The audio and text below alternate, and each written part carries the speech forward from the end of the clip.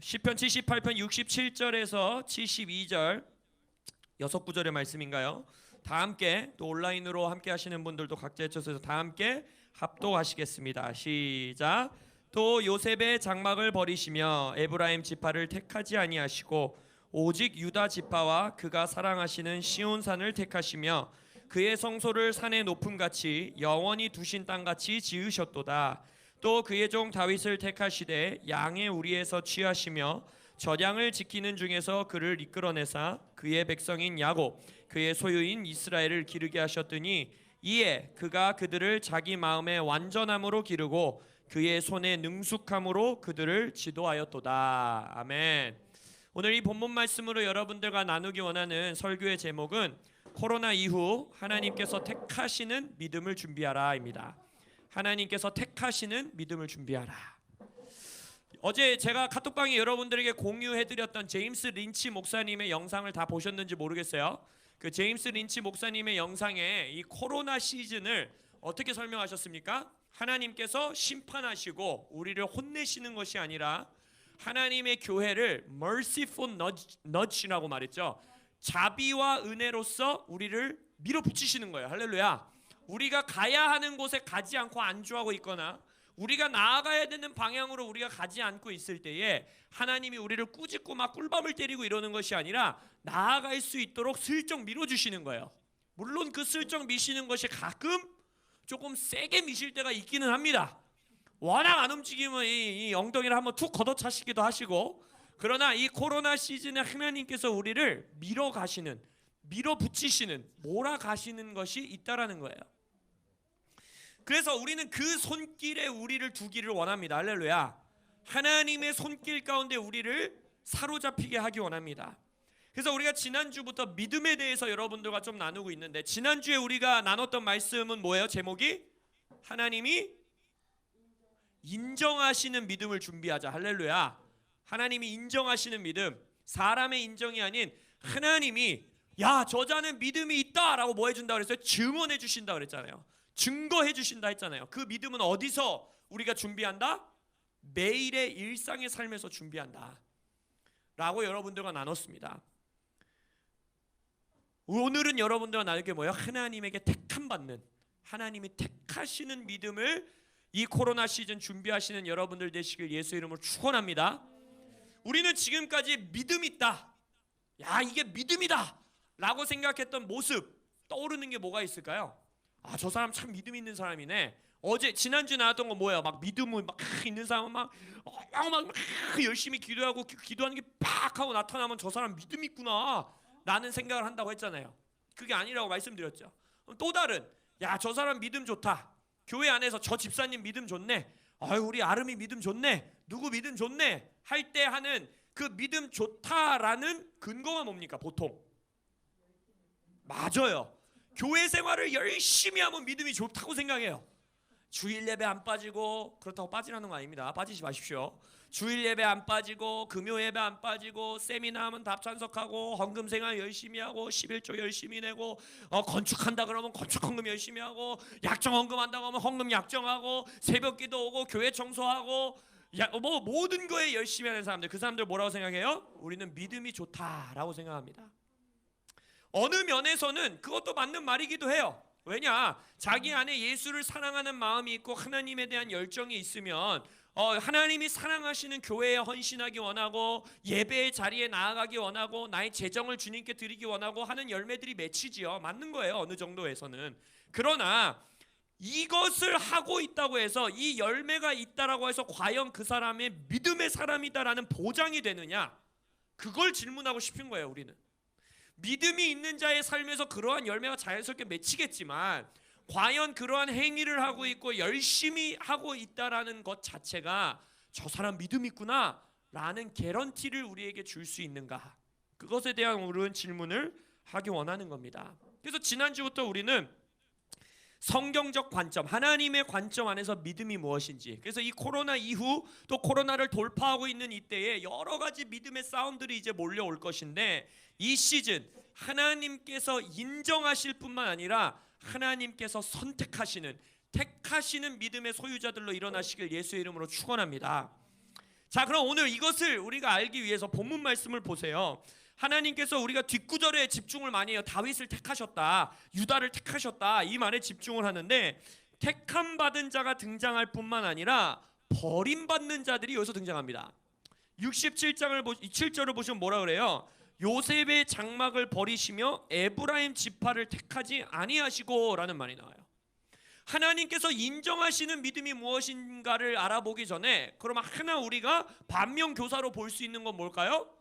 택함받지 못한 믿음은 무엇인가? 버림받았다라고 표현되는 이들은 무엇 때문에 버림을 받았는가? 우리가 한번 바라볼 수 있겠죠. 에브라임 지파는요, 성경을 보면 참 이 독특한 지파예요. 왜냐? 이 시편 78편 오늘 우리가 읽었는데 앞구절에 9절과 10절 11절에 보면 이렇게 말합니다. 에브라임 자손은 무기를 갖추며 활을 가졌으나 전쟁의 날에 물러갔도다. 그들이 하나님의 언약을 지키지 아니하고 그의 율법 준행을 거절하며 여호와께서 행하시는 것과 그들에게 보이신 그의 기이한 일을 잊었도다. 하나님에게 버림받고 택함받지 못한 이유를 여기서 설명하고 있죠. 언약을 지키지 아니하고 율법 준행을 거절하며 하나님 행하신 것과 그들에게 보이신 하나님의 역사를 잊었도다라고 말하고 있어요. 그럼 이 에브라임의 지파에 대해서 우리가 좀 바라보기 원해요. 이 지파는 되게 독특한 지파예요. 사사기를 읽어보면 에브라임 지파가 사사들의 전쟁 2번 후에 딴지를 겁니다. 야, 니네 전쟁할 때 왜 우리 안 불렀어? 왜 니들끼리만 가서 싸워? 라고 딴지를 거는 전쟁이 2번 있어요. 자, 뭘까요? 어떤 전쟁이었을까요? 누구 사사 시절에 그런 일이 있었을까요? 목사 안수 시험 보면 이런 거 나와요. 이 목사의 수준으로 여러분들이 지금 질문하는 거예요. 뭐냐? 첫 번째, 기드온 전쟁 때 그랬어요. 기드온 전쟁 때 기드온이 승리하고 오니까 에브라임이 와가지고 다 이기고 오니까 니들끼리만 가서 싸우냐? 딴지 걸어요. 두 번째는 누구냐? 입다의 전쟁 때입니다. 입다. 사사 입다가 전쟁을 하고 오니까 막 딴지를 걸어요. 그래서 기드온 때는 좀 기드온이 제가 보니까 약간 이 사회생활을 잘했던 사람인 것 같아요. 막 그 나쁜 놈들 오면 막 숨어 다니고 막 이러니까 약간 좀 눈치가 빠른 것 같아. 그러니까 에브라임이 와서 막 뭐라고 하니까 어떻게 합니까? 막 샤바샤바하면서 당신들이 에브라임 지파가 우리 12지파가 큰 지파 아니십니까? 아이고 저는 아무것도 아니지요. 제가 겨우 이긴 겁니다. 뭘 그렇게 화내십니까? 이래서 에브라임 지파 화를 풀어요. 근데 입다는 성격부터가 약간 성경에서 생겨먹은 게 불 같잖아요. 막 처음으로 나오는 사람을 내가 막 주님께 바치겠나이다 막 불의 사람이야. 그러니까 입다는 어떻게 해요? 에브라임이 딴지 거니까 같이 들이받아요. 그래가지고 사사기에서 이때는 입다 때의 에브라임이 딴지 거는 걸로 인해서 내전까지 벌어집니다. 여러분들이 사사기를 잘 읽어보면 사사시대에 12지파가 하나님의 백성으로서 모두 동맹지파들로 있었던 것 같으나 힘의 크기가 동일하지는 않았습니다. 에브라임의 땅은 이제 땅이 배분했을 때 이 제비뽑기로 뽑으니까 땅 크기가 다 달랐다는 건 아시죠? 똑같이 나누지 않았어요. 에브라임의 이 땅의 크기는요 유다에 비해서 굉장히 작았습니다. 그러나 에브라임이 왜 그렇게 목을 뻣뻣이 하면서 딴지 걸고 막 뭐라고 할 수 있는 입장에 있었냐? 바로 땅은 작았지만 그들의 땅 안에 있었던 실로에 뭐가 있었어요? 장막이 있었어요. 장막이. 그러니까 자신들의 정치적인 힘이 다른 지파들에 비해 굉장히 컸습니다. 그리고 12지파 중에 또 하나의 힘을 가지고 있었던 지파는 우리가 알다시피 유다 지파예요. 유다 지파는 그때 당시 왜 힘이 있었을까요? 가나안 땅의 중심부에 그들의 땅이 위치하고 있었고 땅의 크기가 가장 컸습니다. 그러니까 에브라임과 유다 지파는 12지파 중에서도 좀 특출나게 힘이 있었던 민족들이었어요. 그럼에도 불구하고 여러분이 사사기를 잘 읽어보면 사사시대까지는 유다 지파보다는 에브라임의 지파의 힘이 말이 훨씬 능력이 있었습니다. 그래서 야곱의 축복만 보더라도 우리가 그거를 앞서서 볼 수 있죠. 야곱 할아버지가, 여기 어린이 친구들도 잘 알 수 있어. 야곱 할아버지가 이렇게 손 크로스 해갖고 축복한 거 기억나요? 원래 누가 첫째야? 원래 므낫세가 첫째잖아. 근데 므낫세가 첫째고 에브라임이 둘째인데 손을 크로스 해가지고 오른손으로 누굴 축복했어요? 둘째인 에브라임을 축복한 거예요. 그래서 그것을 통해서 예언적으로 하나님이 에브라임 민족을 크게 쓰시려는 거구나 라는 거를 볼 수 있죠. 그리고 당연히 야곱 할아버지께서 아버지였지. 야곱 아버지가 유다를 축복할 때도 어마어마한 축복을 하거든요. 너의 씨앗에서 약속의 씨가 올 것이다. 엄청난 축복을 받죠. 그러니까 우리가 앞에 창세기만 잘 읽어봐도 대충 예상할 수 있어요. 아, 이 두 지파가 강성한 지파가 되겠구나. 그리고 또 자, 우리 또 어린이 친구도 한번 봅시다. 이 목사 수준이야. 이런 질문들이 다 목사고시에 나오는 거야. 그 광야의 시험에서 다 죽었죠. 못 들어갔잖아, 약속의 땅을. 근데 딱 2명 들어갔죠. 누구예요? 아, 맞아요. 여호수아랑 갈렙이 들어갔어요. 자, 그럼 여호수아가 어디 지파였을까요? 에브라임 지파였어요. 그리고 갈렙이 어디 지파였을까요? 유다 지파였어요. 그러니까 이걸 보더라도 그 지파에 얼마나 큰 힘이 있었겠어요. 막 그 광야 40년 동안 다 죽었는데, 야, 우리 가문의 우리 여호수아 할아버지가 임마 니네 다 이끌고 들어온 거야. 임마 얼마 힘이 있었겠어. 우리 가문의 갈렙 할아버지가 산을 취한 분이야. 산을 어디 나한테 눈을 똑바로 뜨고, 얼마 힘이 있었겠어요. 그죠? 그래서 원래 하나님의 이 사사기의 역사를 보더라도 사사시대의 영적 리더십은 하나님이 누구에게 부여합니까? 레위인들에게 부여합니다. 레위 지파에게. 너희들이 영적으로 이 이스라엘 백성 모두를 하나님의 말씀대로 지켜 준행하게 하라. 근데 사사기에서 첫 번째 무너지는 자손이 어딥니까? 레위 자손이 무너지죠.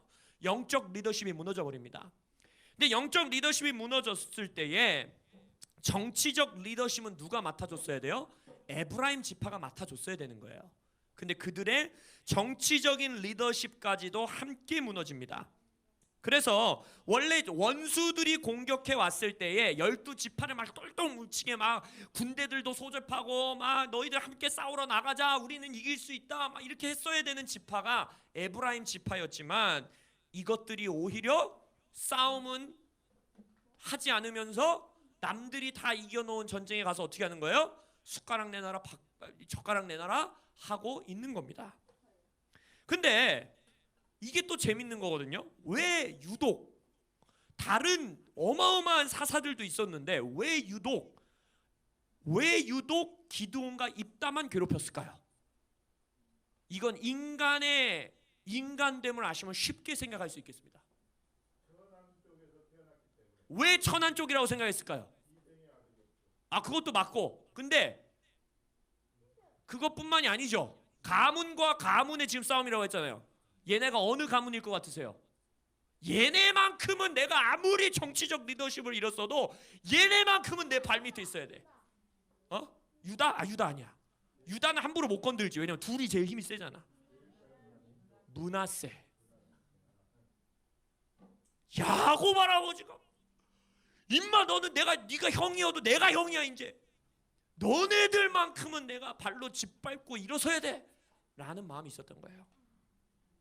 기드온은 요단강 서쪽의 므낫세 지파의 출신이고, 입다는 요단강 동쪽 지파 므낫세의 출신이었던 거예요. 그러니까 12지파의 실제적 리더였던 에브라임은 하나님께서 너희들의 이스라엘 민족을 통합하여 이끌라 라는 부르심을 버려버린 거예요. 그러면서 어떻게 합니까? 므낫세한테만큼은 내가 이긴다, 내가 장자다, 내가 장자의 축복이 있다라고 뻗팅기고 딴지 거는 수준으로 그들의 정체성과 부르심이 몰락해버린 겁니다. 바로 이것이 오늘 시편 78편에서 말하고 있는 무기를 갖추고 활을 가졌으나 가장 큰 힘을 가지고 있었고 그들의 땅에 하나님의 장막이 있었고 정치적인 리더십이 있었던 그들이 오히려 하나님의 전쟁의 때에 물러서 버리는 잘못을 범하는 것입니다. 그러는 가운데 오늘 본문 말씀을 보니 그들은 택하지 아니하시고 버리셨지만 오직 유다 지파와 그가 사랑하시는 시온산을 택하시며 그의 성소를 산의 높음같이 영원히 두신 땅같이 지으셨도다. 또 그의 종 다윗을 택하셨다라고 말하죠. 에브라임 지파를 버리시고 택하지 않으셨지만 하나님이 누구를 그 이후에 선택하셨다라는 거예요? 다윗과 유다 지파를 선택하셨다라는 거예요. 첫째로는 하나님이 주신 약속이기 때문에 그렇겠죠. 야곱을 통해서 너의 후손들을 통해 약속의 씨가 나오겠다라는 약속을 주셨기 때문이겠죠. 그러나 또한 왜 다윗을 하나님께서 선택하셨는지 오늘 본문 말씀을 통해서 도대체 에브라임 민족은 품지 못했던 어떠한 믿음을 가졌기에 다윗을 택하셨는가, 그것을 우리는 보기 원합니다. 여기 다음 세대들이 있는데, 물론 이 어린이 친구들은 아직 20대는 안 됐지만 목사님이 10대 후반 20대 초반에 목사님의 마음을 사로잡은 한 구절의 말씀이 있어요. 막 거룩한 막 질투가 났어. 내가 나도 이러한 사람이 되고 싶다. 다윗 이야기, 그쵸? 우리 시온이네 신방 갔을 때 이 말씀 해줬잖아, 그죠? 사도행전 13장에 보면은 뭐라고 하느냐, 다윗은 당시에 영어 표현으로 보면 in his own generation, 자신의 세대에 하나님의 뜻, 목적을 따라 섬기다가 잠들었다라고 되어 있어요. 이 말씀을 읽는데 목사님이 너무너무 질투가 나는 거야. 야, 나도 죽었을 때 하나님이 내 인생을 딱 보면서 임재승은 자신의 세대에 내가 품었던 목적, 내가 품었던 계획, 내가 품었던 뜻을 다 섬겼다. 그리고 잠들어 내 앞에 왔다. 라는 이 하나님의 고백을 너무너무 듣고 싶었던 거예요. 그러니까 하나님이 뭐라고요? 아직 안 죽었죠. 그러니까 죽었을 때, 지금 말고 목사님이 죽었을 때. 근데 하나님이 그런 다윗을 향해서 뭐라 그래요? 마음에 합한 자다. 내 마음에 합한 자다. 그러면 우리가 이거 질투가 있으셔야 돼요. 질투가 있으시길 예수 이름으로 축원합니다. 아니 다윗도 나랑 똑같은 성정의 사람이고, 아니 게다가 다윗은 구약 인물이었는데, 내주하시는 성령님이 그 아들 안에 없었던 구약 인물이었는데 어떻게 하나님의 마음에 합한 자가 되고 하나님께 선택받은 자가 되고 하나님의 뜻을 그의 세대 가운데 이루는 자가 되었는가 질문하셔야 합니다. 근데 여기서 보면요, 또 그의 종 다윗을 택하시되 어디에서 택하셨다라고 합니까? 양의 우리에서 취하셨다 했어요. 전양을 지키는 중에서 그를 선택하셨다 했어요. 이게 무슨 말입니까? 다윗을 선택하신 곳이 골리앗을 때려잡은 데도 아니고, 사울을 막 안 죽이려고 주님이 기름 부으신 자니까 내가 섬기겠나이다라고 거룩한 행동을 했을 때도 아니고, 다윗이 막 온 왕국을 막 통일해가지고 사울은 천천히요 다윗은 만만히로다 막 이런 칭송을 받을 때도 아니고, 하나님이 저 사람을 내가 택해서 쓰겠다, 저 사람을 택해서 내가 나의 뜻을 이루겠다, 저 사람을 선택하여서 그의 세대 가운데 나의 뜻을 온전히 이루게 하겠다 라고 선택한 곳이 어디입니까? 양치는 곳이었어요. 일상의 자리였습니다. 그냥 일상의 자리였을 뿐만 아니라 그 일상의 자리는 아무도 알아주지 않던 자리였습니다. 아무도 알아주지 않는 수준이 아니라 잊혀져 버리고 버림받은 자리였습니다. 왜냐? 우리가 성경을 연구하는 사람들이 많은 부분 다윗이 아마도 그의 아버지 이새의 이 첩의 아들이거나 이쁨받지 못하던 아들이었을 거다라고 거의 다 예상을 해요. 왜냐하면 사무엘이라는 사람은 그때 당시에 누구로 표현을 해야 될까요?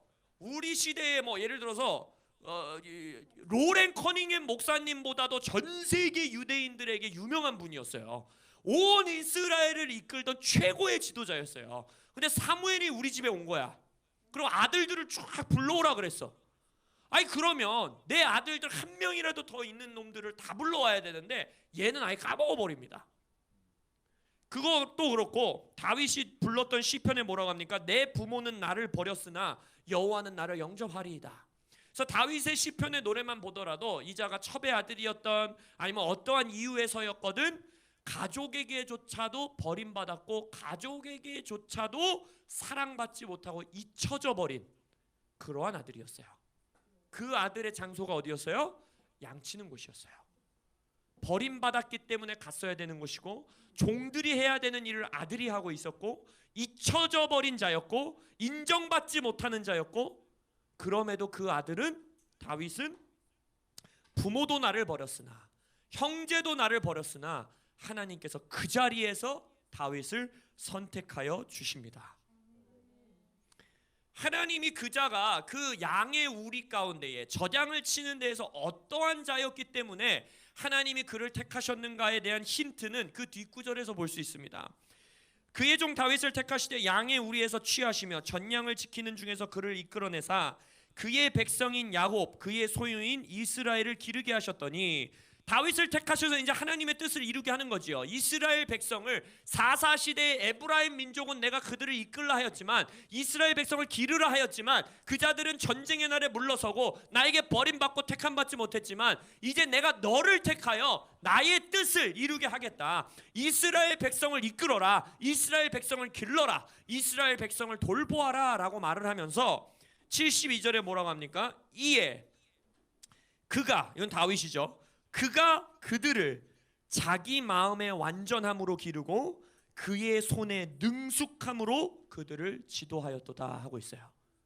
다윗이 양을 치는 곳에서, 전양을 지키는 곳에서 어떠한 것들이 있었기 때문에 하나님이 이 자를 선택하셨다라는 것을 여기서 볼 수 있습니까? 그의 마음에 완전함이 있었고 그의 손에 능숙함이 있었다라는 거예요.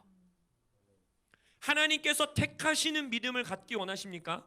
하나님이 선택하시는 믿음의 소유자가 되기 원하세요? 그렇다면 여러분의 일상의 자리에서, 특별히 아무도 알아주지 않고, 아무도 나를 기억해 주지 않고, 아무도 나를 칭송해 주지 않고, 심지어는 나를 버린 것 같고 나를 완전히 잊어버린 것 같은 그 자리에서 마음의 완전함과 손의 능숙함을 준비하시는 믿음의 소유자들이 되시길 예수 이름으로 축원합니다. 우리는 보통 믿음의 열매, 믿음의 증거를 1번만 생각해요. 마음의 완전함이 믿음을 가진 자다라고 생각합니다. 성품이 좋고 태도가 좋고 영성 생활을 잘하고 마음이 평안하고 감정에 기복이 없고 정직하고 도덕적이고 성적으로도 순결하고, 그래서 마음이 완전한 자, 그 자가 믿음을 가진 자라고 생각해요. 맞습니다. 하나님께서도 지금 말하고 계세요. 그러나 믿음을, 하나님이 택하시는 믿음의 소유자는 완전한 마음이 또 어디서 열매를 맺어야 된다는 거예요? 내 손에서 열매 맺어야 돼요. 그의 손에 능숙함이 있어야 되는 것입니다. 그는 양의 우리에서 그의 손으로 곰과 사자를 찢어 죽임으로 인하여 거인을 때려잡는 자, 자이언트 킬러로 양의 우리에서 준비된 겁니다.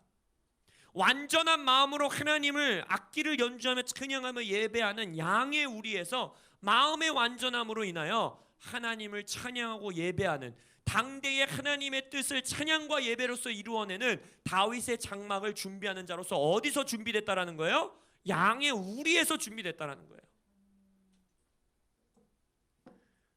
거기서 멈추는 것뿐만 아니라 양의 우리에서 그의 손의 능숙함으로 곰을 잡고 사자를 잡는 것에서 자기 혼자 자이언트 킬러가 되는 것이 아니라 자신 밑에 3용사, 30용사, 300용사를 두면서 거인을 죽이는 자들을 일으키는 자로서 택하심 받는다는 것입니다. 그게 어디서 택하심 받는다고요? 저량을 지키는 곳에서. 청년들이요, 여러분들의 직장에서, 우리 또 예진이는 이 인턴의 자리를 얻게 되는 하나님의 또 복을 누리고 있는데, 인턴을 누가 기억해 줄까? 말게 일단 이 직원을 누가 기억해 줄까요? 회사의 회장이 기억해 주겠어요? 사장이 기억해 주겠어요? 팀장이 기억해 주겠어요? 내 엄마가 기억해 주겠어요? 아빠가 기억해 주겠어요? 여러분들이 마음의 완전함에 집중하여서 내가 직장 가서 술 안 먹어야지, 내가 회식 가서 거룩함을 지켜야지, 내가 교회에서 직장에 가서 일찍 가서 기도해야지, 내가 말씀 보는 사람 돼야지, 식사 기도할 때도 내가 부끄러워하지 않고 기도해야지 라는 이것만 집중하여서 계속 그것을 지켜나가는 씨름에 집중하게 된다면 여러분들이 과연 그곳에서 살아남을 수 있을까? 그렇지 않죠. 다윗이 만약 야리야리 하나, 예쁘게 생겼다 그랬잖아요. 성경에 뭐 잘생겼다 그랬잖아요. 악기를 들고 하나님을 찬양하면서 주여 내가 당신을 사랑합니다, 주여 내가 당신을 찬양합니다 하다가 곰이 나오고 사자가 나와서 양을 물어가려고 그래요. 그때 무릎 꿇고 주여 저 양을 지켜주십시오 라고 기도했어요. 양이 지켜줬을까요? 안 지켜줬을까요? 물론 모르죠. 하나님이 기적적으로 하셨을지도 모르죠. 그러나 성경에서 그는 양을 어떻게 지켰다라고 합니까? 사울에게 뭐라고 당당히 말해요? 내가 나의 손으로 사자와 곰의 입을 열어 양을 끄집어내 왔습니다 라고 말하고 있죠. 여러분이 일터에서, 청년들이 일터에서 내가 나의 일을 능숙하게 하기 위해서 연구하고 씨름하고 공부하고 하나님 앞에 주여 내가 하는 이 일에 손에 능숙함을 준비하는 것이 내가 주 앞에 택함 받는 믿음을 준비하는 것입니다 라는 신뢰와 확신과 믿음을 가지고 여러분이 하는 모든 일 가운데에 능숙함과 탁월함과 손으로 하는 능숙함을 준비하는 것 또한 하나님께서 여러분들을 택하시는 믿음의 한 부분이라는 것입니다. 하나님 그 손의 능숙함이 그러나 뱀의 지혜만 있으면 뱀이 되는 거예요. 뱀의 지혜만 가지면 뱀이 돼버리는 거예요. 그러나 뱀의 지혜는 어디서 나옵니까? 비둘기의 순결함에서 나온다는 겁니다. 그렇기 때문에 하나님은 말하는 거예요. 그의 마음의 완전함과 손의 능숙함으로 내가 그를 택하였다 라고 말씀하신다는 것입니다. 이것이 매일매일 일상의 씨름, 남이 나를 잊을 때, 남이 나를 무시할 때, 남이 나를 저주할 때, 사람들이 나를 칭찬할 때보다 이 세상은 여러분들을 저주하고 무너뜨리려고 하는 활동들이 훨씬 많습니다. 왜냐? 세상의 원리는 뭐예요? 죽음의 논리는 뭡니까? 여러분을 밟고 일어서야 그 사람이 높아지는 거예요. 여러분 앞에서 칭찬하던 사람도 내일 하루 돌아서면 여러분을 저주하는 사람들로서 바뀔 수 있는 것이 이 세상입니다. 그리하였을 때 그런 매일매일의 삶에 남들이 날 기억해 주지 않고 내가 지금 어디서 인턴십을 하고 있는지, 내가 직장에서 뭘 하고 있는지, 내가 캠퍼스에서 어떤 공부를 하고 있는지 아무도 알아주지 않을 때에, 그때에 여러분들이 여러분의 마음의 완전함을 준비한다면, 그 자리에서 여러분이 여러분의 물맷돌을 돌리면서 여러분의 공부를 하면서 여러분의 직장의 컴퓨터 앞에서 여러분의 손의 능숙함을 준비한다면 하나님께 택함 받는 자로서 주님이 쓰신다는 것이에요. 이러한 예배, 이러한 믿음의 소유자가 바로 하나님께 택함 받는 믿음이요 전쟁의 날에 물러서지 않는 믿음인 것입니다. 그리고 이제는 여러분들은 코로나 시즌 이후에 이 땅 가운데 올 새로운 전쟁들을 지금 준비하셔야 돼요. 코로나로 끝나지 않습니다, 여러분. 그렇기 때문에 이 시즌 여러분들이 준비하셔야 되는 믿음은 무엇이냐? 기도의 자리에서, 예배의 자리에서, 금식의 자리에서, 하나님을 찬양하고 이렇게 공동체로 예배하는 자리에서 여러분의 마음의 완전함을 준비하셔야 됩니다. 성령의 능력 안에서 순결함과 깨끗함을 준비하셔야 합니다. 그러나 그것이 거기에 멈추는 것이 아니라 그 열매가 나의 손에서 열매 맺어. 내가 하는 일이 부모로서의 일이든 남편과 아내로서의 일이든 자녀를 양육하는 일이든 전업주부로서의 집안을 지키는 일이든 사업을 하는 일이든 학업을 하는 일이든 인턴십이든 새로운 직장이든 어디에서든지 내가 하는 일 가운데에 주여 나의 손에 능숙함을 주님께 드리오니 내가 나의 칼을 갈고 닦겠나이다. 내가 나의 물맷돌을 안 보이는 곳에서 연습하겠나이다. 아무도 나를 알아주지 않는 곳에서 내가 사자의 입을 찢겠나이다 라며 나의 손을 주님 앞에 올려드려야 된다는 것입니다. 주님을 섬긴다, 예배하다 라는 히브리 언어가 성경에서 더 많은 경우 어떻게 쓰이냐면 땅을 갈다, 땅을 경작하다, 일하다, 노동하다, 주인을 섬기다, 종으로서 일하다 라는 단어의 동일한 언어로 쓰이고 있습니다. 그래서 여러분 두 가지를 다 갖고 계셔야 되는 거예요. 만약 예배를 단순히 내가 기도하고 찬양하고 신우의 예배 가고 내가 학교에서 공부하기 전에 성경 펴고 기도하고 이런 것만이 예배라고 생각하는 태도도 잘못된 것이고, 그러나 이것을 잊고 오히려 또 그냥 내가 직장에서 일하는 게 예배지, 내가 나의 삶의 예배가 예배지, 그리고 그것만 강조하는 것도 안 된다는 것이에요. 마음의 완전함은 예수께서도 보여주셨듯이 습관에 따라 따로 떨어져 기도할 때에, 산으로 나아가 들로 나아가 따로 기도할 때에, 하나님께 공동체로서 예배할 때에 그들의 마음 가운데 완전함이 구비된다는 것입니다. 그러나 그것만이 아니라 여러분의 손의 능숙함은 어디에서 이루어진다는 거예요? 땅을 경작하는 예배 가운데에, 땅을 갈구는 예배 가운데에. 땅을 갈구다? 땅을 갈다. 땅을 갈구면 안 되죠. 땅을 가는 곳에서 여러분의 손에 능숙함이 생기는 거예요. 여러분의 학업의 자리에서 손에 능숙함을 준비하는 겁니다. 그래서 비둘기같이 순결하고 뱀과 같은 지혜가 있는 여러분들 되시길 예수 이름으로 축원합니다. 모세의 기도가, 모세의 두 손 들고 하나님 앞에 팔을 내리지 않는 마음의 완전함을 했던 기도가 어디서 열매 맺습니까? 아말렉 군을 치는 여호수아의 칼 끝에서 열매 맺는 거예요. 여러분 더 기도하십시오. 더 성경 보시고 더 뜨겁게 찬양하시고 예배하십시오. 그러나 또한 동시에 그 예배 가운데 만난 하나님이 그 찬양 가운데 나의 완전하여진 마음이 여러분의 펜 끝에서, 여러분의 컴퓨터에서, 여러분의 사업장에서, 여러분의 공장에서, 여러분의 가정에서, 여러분의 집에서 열매 맺으시길 예수 이름으로 축원합니다. 그리할 때에 하나님께서 여러분들을 전쟁에 택하시는, 나의 싸움을 위하여 전쟁에 택하시는 택함 받는 믿음의 소유자로서 여러분들이 일어나게 될 것입니다. 위기 가운데서 하나님께서 그의 백성들, 어떠한 민족, 어떠한 공동체, 어떠한 교회, 어떠한 그룹의 사람들, 위기 가운데 하나님께서 그들을 택하시고 높이시는 것은 성경 속에서 보더라도, 그리고 교회 역사 가운데 보더라도 하나님께서 즐겨 행하시는 방법입니다. 어둠이 있을 때, 위기가 있을 때, 진동이 있을 때, 주의 백성들이 악의 길로 들어섰을 때 하나님께서는 마음이 완전하고 손이 능숙한 자들을 선택하시고 그들을 높이시고 그들을 통하여 하나님의 뜻을 이루시는 모습을 반복적으로 우리에게 보여주십니다. 그렇다면 지금 이 코로나 시즌, 우리가 위기의 때에 있지 않습니까? 경제적으로, 우리의 마음적으로, 심적으로, 문화적으로, 사회적으로 얼마나 큰 위기 가운데 있습니까? 하나님께서는 그가 택하실 자들을 찾고 계신 거예요. 이 시즌 하나님께서 선택할 청년들을 찾고 계십니다.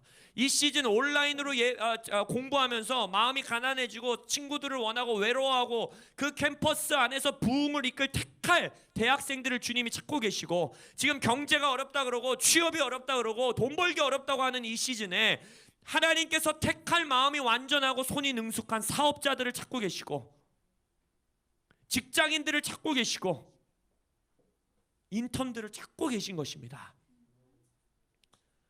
사람에게 인정받지 못해도 괜찮습니다. 심지어 내 부모까지도 나를 버린 다윗을 택하신 하나님이라면 아무에게 어떤 인정받지 못해도 괜찮습니다. 그러나 하나님께만은 택함 받는 여러분들 되시길 예수 이름으로 축원합니다. 기도의 자리에서 마음의 능숙함을 준비하십시오. 마음의 완전함을 준비하십시오. 그리고 여러분의 삶의 영역에서, 일상의 자리에서, 여러분의 직장과 학교와 가정에서, 여러분의 사업장에서 손의 능숙함을 준비하는 여러분들 되시기를 예수 이름으로 축원합니다. 주일에 함께 모여 뜨겁게 예배하는 것도, 직장에서 누구보다 남들이 보지 않은 곳에서 내가 나의 전문성을 기르고 정직하게 직장인을 수행하고 속이지 않는 사업을 행하는 그 자리, 그것을 통해서 내가 10,000원 한 장을 더 벌었네 못 벌었네가 모른다 할지라도 그 자리에서 손의 능숙함은 만들어지는 것입니다. 그리고 그것이 예배요, 하나님께서 택하시는 믿음이라는 것입니다. 이 두 가지가 모두 다 장착되시는, 구비되시는 우리 코람데오 되시길 예수 이름으로 축원합니다. 아멘. 기도하시겠습니다. 하나여진 마음이 여러분의 펜 끝에서, 여러분의 컴퓨터에서, 여러분의 사업장에서, 여러분의 공장에서, 여러분의 가정에서, 여러분의 집에서 열매 맺으시길 예수 이름으로 축원합니다. 그리할 때에 하나님께서 여러분들을 전쟁에 택하시는, 나의 싸움을 위하여 전쟁에 택하시는 택함 받는 믿음의 소유자로서 여러분들이 일어나게 될 것입니다. 위기 가운데서 하나님께서 그의 백성들, 어떠한 민족, 어떠한 공동체, 어떠한 교회, 어떠한 그룹의 사람들, 위기 가운데 하나님께서 그들을 택하시고 높이시는 것은 성경 속에서 보더라도, 그리고 교회 역사 가운데 보더라도 하나님께서 즐겨 행하시는 방법입니다. 어둠이 있을 때, 위기가 있을 때, 진동이 있을 때, 주의 백성들이 악의 길로 들어섰을 때 하나님께서는 마음이 완전하고 손이 능숙한 자들을 선택하시고 그들을 높이시고 그들을 통하여 하나님의 뜻을 이루시는 모습을 반복적으로 우리에게 보여주십니다. 그렇다면 지금 이 코로나 시즌, 우리가 위기의 때에 있지 않습니까? 경제적으로, 우리의 마음적으로, 심적으로, 문화적으로 사회적으로 얼마나 큰 위기 가운데 있습니까? 하나님께서는 그가 택하실 자들을 찾고 계신 거예요. 이 시즌 하나님께서 선택할 청년들을 찾고 계십니다. 이 시즌 온라인으로 공부하면서 마음이 가난해지고 친구들을 원하고 외로워하고 그 캠퍼스 안에서 부흥을 이끌 택할 대학생들을 주님이 찾고 계시고, 지금 경제가 어렵다 그러고 취업이 어렵다 그러고 돈 벌기 어렵다고 하는 이 시즌에 하나님께서 택할 마음이 완전하고 손이 능숙한 사업자들을 찾고 계시고, 직장인들을 찾고 계시고, 인턴들을 찾고 계신 것입니다. 사람에게 인정받지 못해도 괜찮습니다. 심지어 내 부모까지도 나를 버린 다윗을 택하신 하나님이라면 아무에게 어떤 인정받지 못해도 괜찮습니다. 그러나 하나님께만은 택함 받는 여러분들 되시길 예수 이름으로 축원합니다. 기도의 자리에서 마음의 능숙함을 준비하십시오. 마음의 완전함을 준비하십시오. 그리고 여러분의 삶의 영역에서, 일상의 자리에서, 여러분의 직장과 학교와 가정에서, 여러분의 사업장에서 손의 능숙함을 준비하는 여러분들 되시기를 예수 이름으로 축원합니다. 주일에 함께 모여 뜨겁게 예배하는 것도, 직장에서 누구보다 남들이 보지 않은 곳에서 내가 나의 전문성을 기르고 정직하게 직장인을 수행하고 속이지 않는 사업을 행하는 그 자리, 그것을 통해서 내가 10,000원 한 장을 더 벌었네 못 벌었네가 모른다 할지라도 그 자리에서 손의 능숙함은 만들어지는 것입니다. 그리고 그것이 예배요, 하나님께서 택하시는 믿음이라는 것입니다. 이 두 가지가 모두 다 장착되시는, 구비되시는 우리 코람데오 되시길 예수 이름으로 축원합니다. 아멘. 기도하시겠습니다.